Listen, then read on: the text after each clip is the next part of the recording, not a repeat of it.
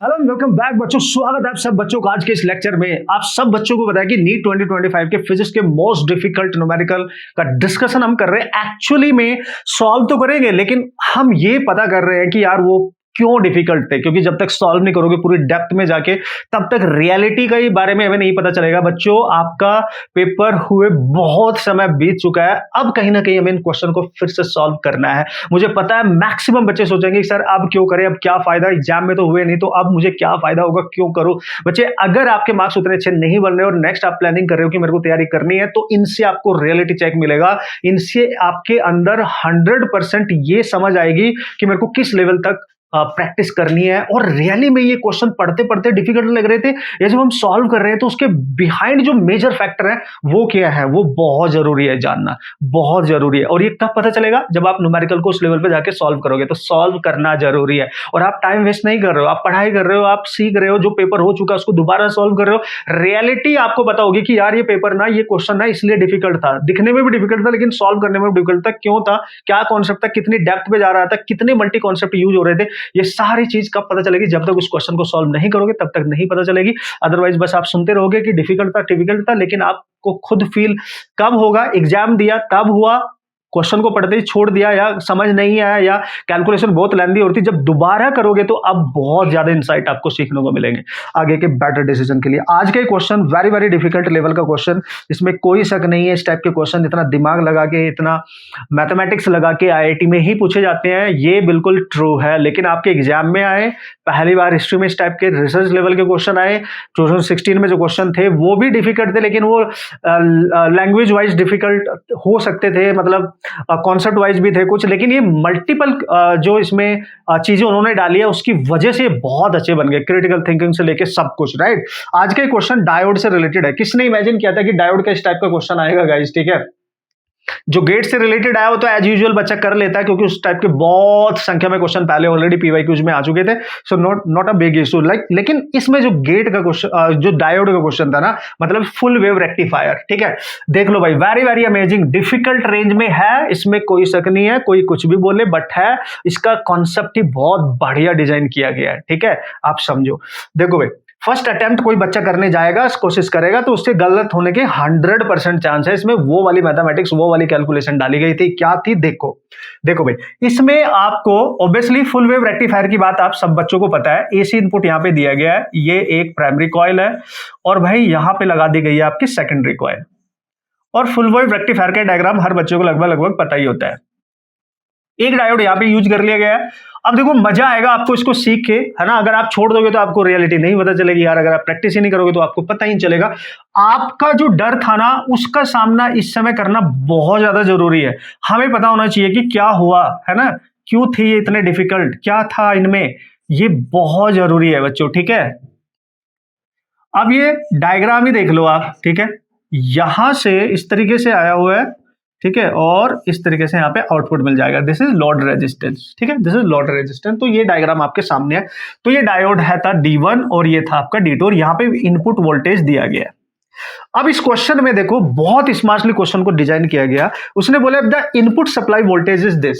उसने बोला जो इनपुट सप्लाइड वोल्टेज था वो था 220 साइन ऑफ, है ना, 100 पाई टी, ठीक है सर। देन ये पूरा देखो, at t is equal to 15 millisecond, milli मतलब 10⁻³ सेकेंड, इतने सेकंड पे बताना है। किसी इंस्टेंट टाइम की बात कर रहा है। नॉर्मली ऐसे क्वेश्चन बच्चे सॉल्व नहीं करते थे, 99.99% केसेस में नहीं करते थे, डायरेक्ट क्वेश्चन सॉल्व किया करते थे। किसी इंस्टेंट टाइम पे तो बिल्कुल भी आज तक ऐसा कोई क्वेश्चन हिस्ट्री में नहीं पूछा गया था नीट की, है ना। ये इंस्टेंट टाइम है। चलो भाई, वोल्टेज ऑब्वियसली साइनसोइडल वोल्टेज है, ये आपका एसी वोल्टेज है, ये ठीक है। तो इसको देख के ये इनपुट वोल्टेज है, ये इसकी पीक वैल्यू होती है, दैट इज V0। लेकिन किस समय पे बताना है आपने D1 D2 के बारे में, उसके नेचर कि क्या ये फॉरवर्ड बाइज होगा या रिवर्स बाइज्ड होगा, ये आपको बताना था कि बताओ क्या कंडीशन है। देखो, देखने में तो आसान लग रहा है लेकिन डिफिकल्ट था। क्यों, देखो, अब t इक्वल टू इतने समय पे बताना है जस्ट आपने, तो इसका पहले ग्राफ बनाना था, ठीक है। देखो ग्राफ को ध्यान से समझो।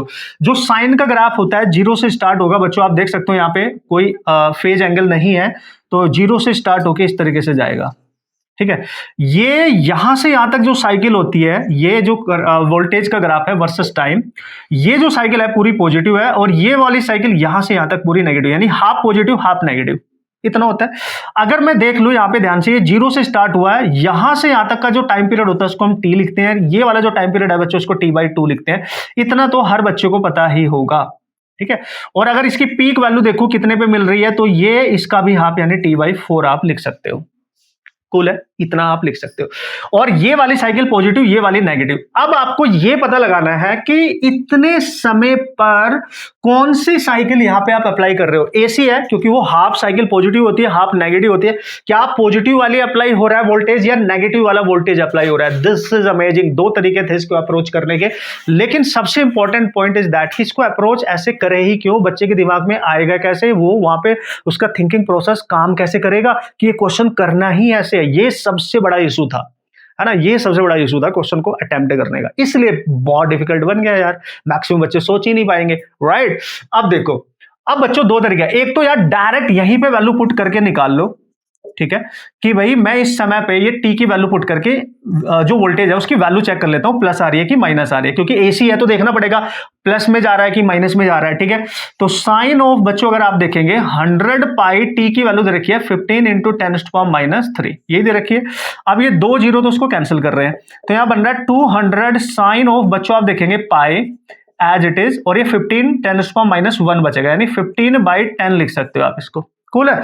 अब देखो 220 साइन ऑफ बच्चों आप इसको लिखेंगे पाई इंटू 3/2 लिखेंगे आप इसको 3/2, और 3 ये अगर आप ध्यान से देखो 220 साइन ऑफ 3π/2 किसकी वैल्यू होती है साइन में 3π/2। 3π/2 का मतलब क्या हो 270, यानी ये साइन 270 है, और साइन 270 पे क्या होती है देखो ग्राफ ही देखो, यहां से यहां तक पाई है, टी की वैल्यू अगर पूरा टाइम पीरियड देखा जाए तो 2π होती है, और यहां नेगेटिव में ये वैल्यू यहां पे आएगी, यहां पे अगर ये +1 दे रहा है साइन तो यहां -1 देगा, आप समझ लो, यानी ये जो एंगल यहां पे मिलता है 3π/2 मिलेगा, यानी ये 270 डिग्री होता है भाई, और साइन की वैल्यू 270 डिग्री पे -1 होती है।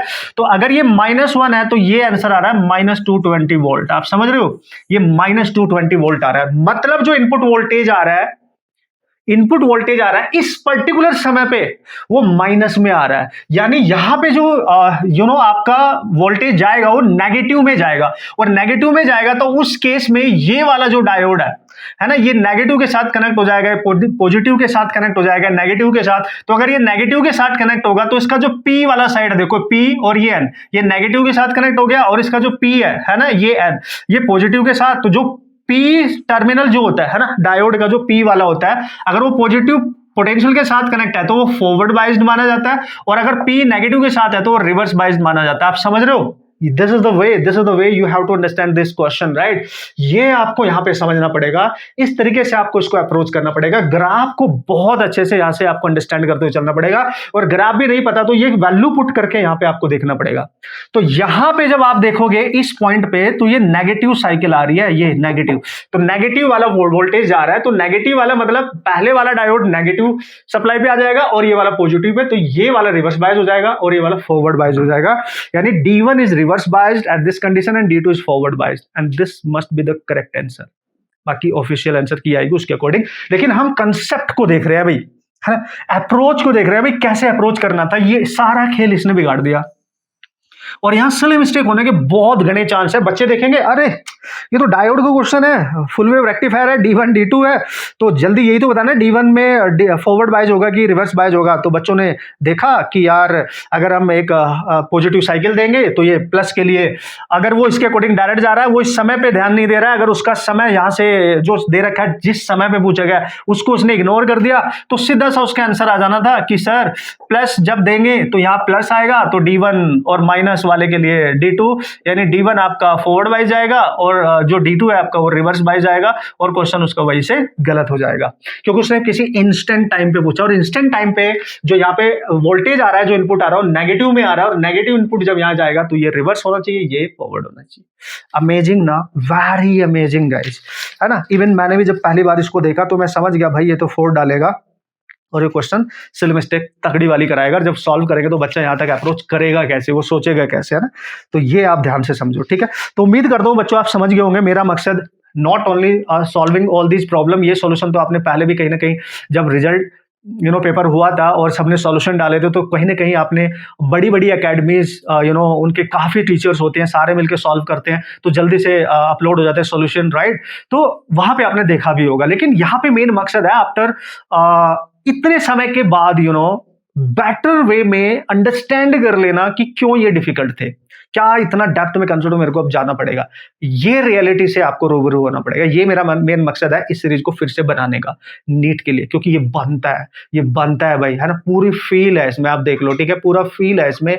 मतलब आपको लगेगा एक बेस्ट लेवल के खतरनाक से क्वेश्चन इसमें फिजिक्स के हैं, है ना, जिसमें imagination, multiple concept, thinking process, method, किस तरीके से अप्रोच करें, सब कुछ इनमें इन्वॉल्व है। ये कुछ क्वेश्चंस ऐसे हैं 10 to 15 तक मैक्सिमम मान के चलो, ऐसे क्वेश्चंस थे आपके फिजिक्स में।